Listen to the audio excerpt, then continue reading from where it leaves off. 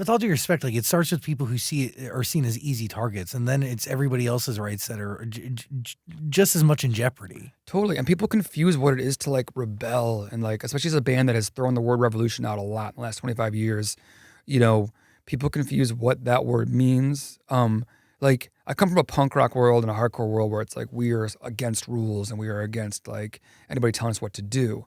But I'm not against a stoplight.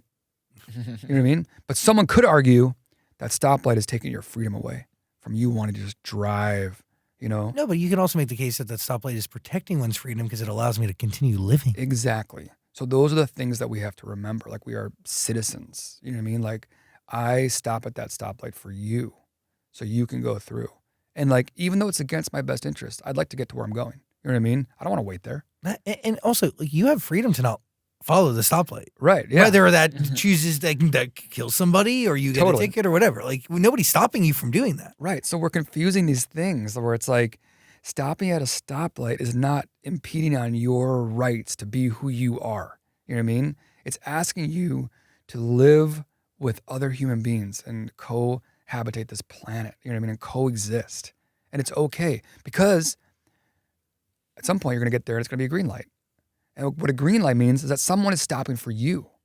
And we do this, we coexist. And we live in a world where I think that people are more isolated and they don't think they have to stop at the stoplight. Or they think that stopping at a stoplight is bowing down to the man.